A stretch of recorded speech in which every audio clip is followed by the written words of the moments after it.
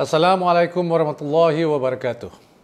Diharapkan agar semua berada dalam keadaan sihat serta selamat ketika kita menangani peningkatan jangkitan wabak COVID-19 dan terutamanya di negeri-negeri yang masih dilanda banjir dan musim tengkujuh buat masa ini. Semoga semuanya dipermudahkan insya-Allah.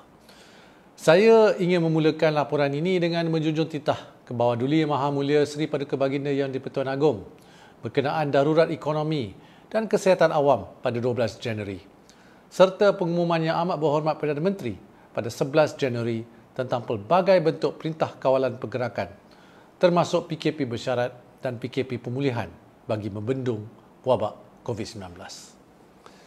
Kepada semua rakyat Malaysia dan para pelabur, sekali lagi saya ingin memberi jaminan bahawa pelbagai sektor ekonomi dan ekosistem kewangan tetap dibuka mengikut SOP yang ditetapkan. Anda masih boleh pergi ke bank dan institusi kewangan bagi menguruskan simpanan dan pelaburan anda seperti biasa.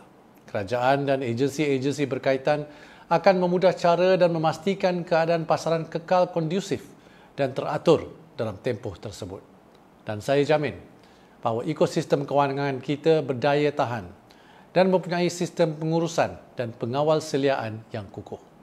Dari segi perniagaan dan ekonomi pula, sektor pembuatan dan perkhidmatan penting masih lagi dibenarkan beroperasi. Begitu juga dengan rantaian bekalan sektor-sektor tersebut. Kerajaan sudah memberi jaminan bahawa bekalan perlu atau essential akan dipastikan mencukupi supaya aktiviti ekonomi utama boleh terus berfungsi. Bagi pengusaha kecil dan mikro, gerai-gerai juga masih boleh dibuka dan beroperasi dalam tempoh ini, walaupun dengan SOP yang lebih ketat. Contohnya, pembeli hanya boleh membeli secara bungkus atau take away. Kita akan menjaga punca rezeki rakyat sebaiknya. Saya memahami bahawa keadaan yang kita hadapi adalah di luar jangkaan. Kerajaan telah berkali-kali membuktikan bahawa kita tidak akan berkompromi di dalam memastikan kesejahteraan rakyat, kelangsungan perniagaan dan ketahanan ekonomi. Seterusnya, laporan laksana ke-36 ini akan menyentuh status pelaksanaan penjana dan kita prihatin dan diikuti dengan ulasan isu semasa. Manakala status pelaksanaan inisiatif prihatin pula boleh didapati di laman sesawang Kementerian Kewangan. Di bawah Pelan Jana Semula Ekonomi Negara atau Penjana, inisiatif telah dikategorikan kepada 3 matlamat: memperkasakan rakyat, melonjakkan perniagaan dan merangsang ekonomi. Kita terus ke matlamat pertama, iaitu memperkasakan rakyat. Pertama, insentif pengambilan pekerja dan bantuan latihan. Setakat 1 Januari, seramai 128,779 pekerja telah berjaya mendapat pekerjaan melalui program ini. Jumlah ini merangkumi 102,657 orang di bawah umur 40 tahun, 17,395 individu berusia di antara 40 hingga 60 tahun, serta 7,382 perantis dan 1,345 orang kelainan upaya. Senarai sektor yang paling banyak mengambil pekerja juga boleh didapati di laman kementerian. Kedua, program kemahiran dan peningkatan kemahiran. Setakat 1 Januari, seramai 133,936 individu telah diluluskan untuk mengambil bahagian dalam program-program yang disediakan, berbanding 130,385 individu pada minggu sebelumnya. Antara kursus yang mendapat sambutan termasuk usahawanan dan pendigitalan. Layari saja laman sesawang agensi kerajaan berkaitan untuk mendapat maklumat mengenai kursus-kursus yang ditawarkan. Bagi mereka yang sedang mencari pekerjaan, terutamanya golongan belia, sambut tangan kerajaan dan ambillah bahagian dalam program-program ini. Ketiga, subsidi pengangkutan awam, Mai 30. Setakat 1 Januari, sebanyak 127.74 juta ringgit telah disalurkan bagi langganan 751,414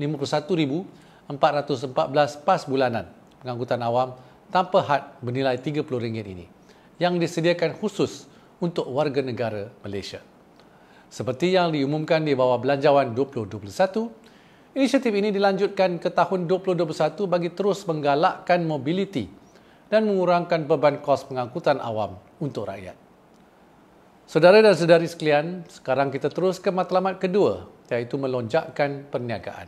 Pertama, pembiayaan PKS Penjana. Peruntukan kerajaan sebanyak RM2 bilion di bawah program ini memberi keutamaan kepada PKS yang belum pernah mendapat pinjaman daripada bank sebelum ini.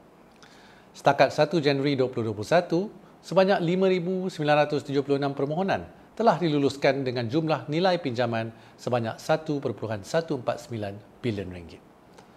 Kedua, pembiayaan sektor pelancongan penjana dengan jumlah peruntukan sebanyak RM1 bilion, khusus bagi PKS dan PKS Mikro di dalam sektor ini yang masih terkesan dengan COVID-19.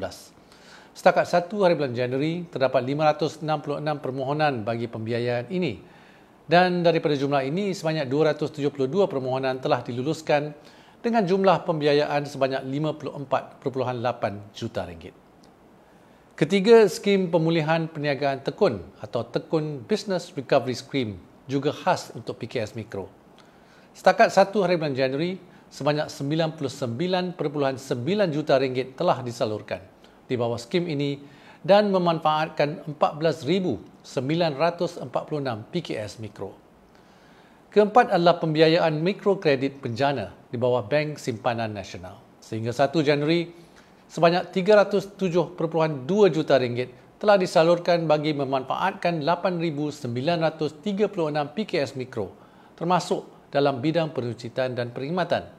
Ini berbanding RM282.8 juta bagi 8,158 PKS Mikro pada minggu sebelumnya. Kelima, Bumiputra Relief Financing yang telah diperkenalkan oleh Perbadanan Usahawan Nasional Berhad.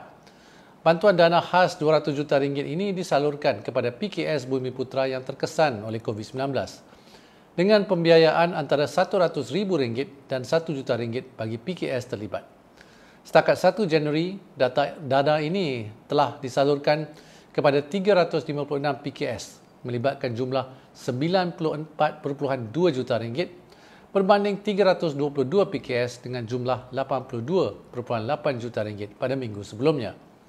Saudara dan saudari yang saya hormati, kita kupas matlamat ketiga penjana, iaitu merangsang ekonomi. Pertama, pengecualian 100% duty export kepada sektor komoditi yang juga merangkumi industri berasaskan minyak sawit bagi merangsang pertumbuhan sektor komoditi dan nilai ekspor negara. Setakat 1 Januari, nilai pengecualian duty export yang berjaya dimanfaatkan ialah sebanyak RM593.9 juta berbanding RM426.9 juta pada minggu sebelumnya. Kedua, pengecualian cukai perkhidmatan bagi hotel untuk menyokong sektor pelancongan sehingga 30 Jun 2021. Setakat 1 Januari, nilai pengecualian duty ekspor yang berjaya dimanfaatkan ialah sebanyak RM593.9 juta berbanding RM426.9 juta pada minggu sebelumnya. Kedua, pengecualian cukai perkhidmatan bagi hotel untuk menyokong sektor pelancongan sehingga 30 Jun 2021. Setakat 1 Januari, nilai pengecualian cukai yang telah dimanfaatkan oleh pengendali premis penginapan telah mencecah nilai RM836.6 juta. Antara inisiatif lain bagi menyokong sektor pelancongan merangkumi pelapasan cukai pendapatan individu sehingga RM1,000 ke atas perbelanjaan melancong serta pengecualian cukai pelancongan sepenuhnya. Ketiga, pelepasan cukai jualan bagi kenderaan penumpang. Insentif cukai jualan ini merangkumi pelepasan 100% bagi kereta pemasangan tempatan atau CKD dan pengurangan 50% bagi modal import sepenuhnya atau CBU. Setakat 1 Januari, nilai pelepasan cukai jualan yang telah dimanfaatkan adalah berjumlah RM201.5 juta. Seperti yang dimaklumkan pada 2 minggu lepas, kerajaan telah bersetuju untuk melanjutkan insentif cukai ini sehingga 30 Jun 2021 sebagai langkah untuk terus merancakkan sektor otomotif dan aktiviti ekonomi negara. Saudara dan saudari sekalian, kita teruskan dengan inisiatif di bawah pakej Kita Prihatin. Pertama, bagi bantuan prihatin nasional 2.0. Semalam, Saya telah pun memaklumkan bahawa fasa kedua BPN 2.0 akan disalurkan seawal 21 Januari bagi penerima B40 dan 25 Januari bagi penerima M40. Ini termasuk mereka yang telah lulus rayuan. Bagi mereka yang tiada akaun bank atau yang gagal kredit, penunaian boleh dilakukan di Bank Simpanan Nasional seawal 25 Januari.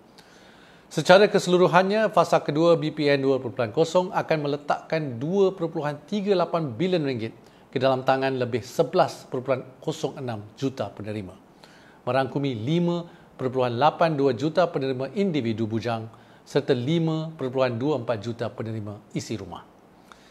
Bagi penerima di semenanjung Malaysia yang tiada akaun bank pula, bayaran secara tunai akan dibuat di BSN pada 25 Januari. Bagi penerima di Sabah dan Sarawak tanpa akaun bank, lokasi-lokasi pembayaran secara tunai akan diumumkan pada akhir bulan Januari dengan mengambil kira faktor-faktor logistik, keselamatan dan kesihatan awam. Kita akan pastikan proses penyampaian yang selamat dan sistematik dan supaya bantuan ini sampai ke tangan penerima-penerima semua. Geran khas Prihatin 2.0. Proses semakan permohonan baru dan rayuan sedang melalui proses semak silang antara lembaga hasil dalam negeri dan pihak berkuasa tempatan dan keputusan akan diumumkan dalam masa terdekat. Ketiga program subsidi upah 2.0 di bawah pakej Kita Prihatin. Setakat 1 Januari, sejumlah RM457.14 juta telah disalurkan kepada 52,998 majikan untuk terus beroperasi dan mengekalkan penggajian bagi 445,255 pekerja. Saudara dan saudari yang saya hormati, izinkan saya memberi sedikit ulasan tentang beberapa isu semasa. Buat masa ini, negara kita masih mengalami musim tengkujuh yang kini sudah banyak melarat ke lebih banyak negeri, termasuk Selangor, Pahang, Johor, Kelantan, Terengganu, Perak serta Sabah dan Sarawak. Kerajaan akan memastikan bantuan yang diperlukan sampai kepada mereka yang terkesan akibat bencana ini. Baru-baru ini juga saya dimaklumkan bahawa beberapa bank telah bersetuju untuk memberikan bantuan pembayaran balik pinjaman bagi mangsa-bangsa banjir ini, termasuk lanjutan moratorium bayaran balik sehingga 6 bulan.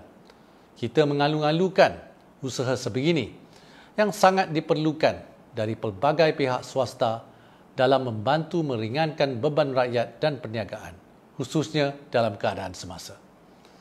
Kita semua perlu berganding bahu dan memainkan peranan masing-masing untuk membantu ekonomi kita berkembang semula. Saya juga ingin berkongsi bahawa tim MOF kini sedang sibuk memulakan pelaksanaan langkah-langkah Belanjawan 2021. Pihak MOF sendiri akan memantau pelaksanaan 76 inisiatif seperti pakej-pakej rangsangan ekonomi tahun lepas. Status pelaksanaan inisiatif-inisiatif ini juga akan dikongsi dengan pihak awam. Seperti yang saya sebutkan berkali-kali sebelum ini, pihak MOF sentiasa mendengar dan bersedia untuk menambah baik inisiatif bila mana perlu. Sehubungan itu, dengan pelaksanaan pelbagai jenis PKP di seluruh negara, MOF juga sedang mengkaji dan membincangkan penambahbaikan yang sesuai kepada langkah-langkah Belanjawan 2021 bagi memastikan kesejahteraan rakyat dan kelangsungan perniagaan. Dalam kerajaan meneruskan bantuan kepada orang awam, saya ingin menasihatkan semua, terutamanya mereka yang layak menerima pelbagai bantuan langsung kerajaan dan kemudahan seperti BPN, GKP, iLestari dan iSinar, agar sentiasa berhati-hati dengan individu dan sindiket penipuan yang semakin berani mengambil peluang menipu orang awam yang memerlukan bantuan kerajaan. Pemohon dan penerima disarankan untuk merujuk kepada sumber-sumber rasmi dan tidak memberikan maklumat peribadi kepada mana-mana pihak yang tidak dikenali. Pelbagai institusi kerajaan termasuk agensi-agensi MOF juga telah menekankan hal ini melalui pelbagai saluran, termasuk saluran media sosial mereka. Dalam hal ini, Bank Negara Malaysia telah mewujudkan satu laman media sosial yang memberi banyak maklumat mengenai pelbagai jenis skam. Laman Facebook ini boleh dilayari melalui pautan yang tertera di skrin anda. Sebagai penutup, izinkan saya sekali lagi mengingatkan kita semua dan diri saya juga agar terus mengikuti SOP dalam menjalani aktiviti ekonomi dan kehidupan harian dengan kes yang masih meningkat. Kita perlu memainkan tanggungjawab kita untuk terus membantu memutuskan rantaian penularan COVID-19. Ingatlah bagaimana warga Kementerian Kesihatan dan para barisan hadapan masih bertungkus lumus membendung wabak ini demi keselamatan kita. Saya akhiri dengan serangkap pantun. Jauh berlayar ke tanah langkat, kemudi bahtera di Laut Selatan.